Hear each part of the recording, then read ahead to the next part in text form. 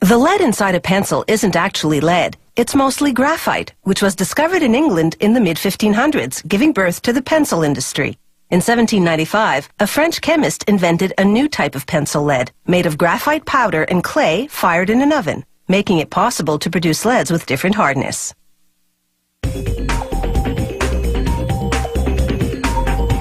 For the pencil's body, you need a type of wood that's soft enough to sharpen, yet strong enough not to bend under the writer's hand pressure. This German pencil factory uses cedar from California. The wood is 5 millimeters thick and arrives pre-cut in slats of 18 by 7 centimeters. One by one, the slats pass under a giant cutting wheel. It carves grooves that will become the channel down the middle that holds the lead. The next machine fills the grooves with glue, a special formulation that's slightly elastic. This cushions the lead so that it's less likely to break inside the channel. Every second slat moves on to another conveyor belt. The ones that stay on this line head toward the machine that lays in the lead. The lead is made of a graphite and clay mixture, baked in an oven at more than 800 degrees Celsius. The lead-laying machine's wheel loads itself with leads. Their spacing matches the grooves in the slats. It's the same process for colored pencils, only the leads are made of wax, clay, and pigments, with no baking required.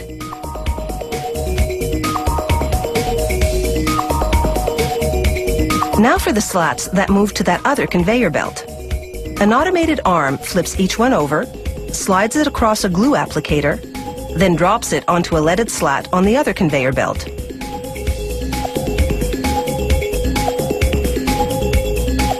All the steps to this point have culminated in what is effectively a lead sandwich.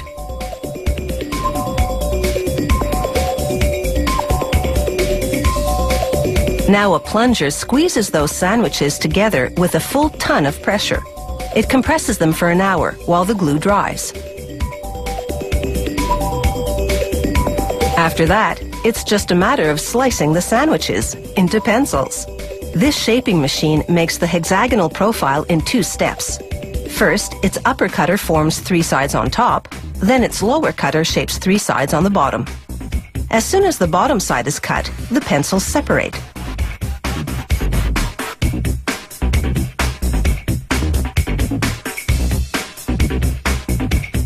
A worker pulls a sample pencil from each batch coming off the line and manually sharpens it to spot check lead quality.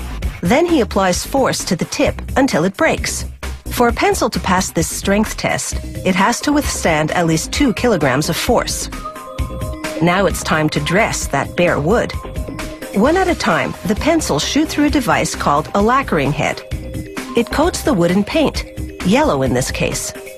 It takes 4 coats of paint to completely hide the wood grain. A 5th lacquering head paints a black stripe, this company's trademark. Then a 6th head seals the paint job with a transparent lacquer.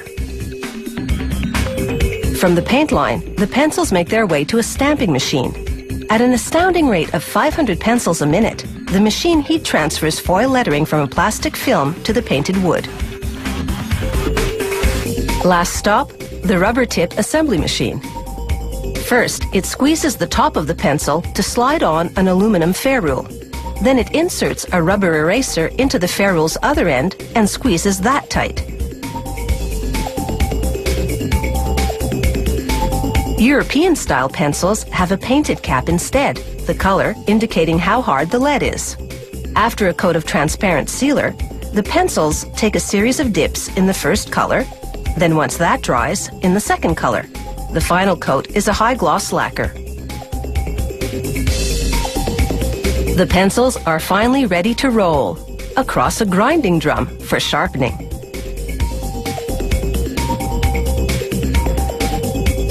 By the time they roll off, they're pointed perfection. Looking as good as they perform, today's pencils sure have the right stuff.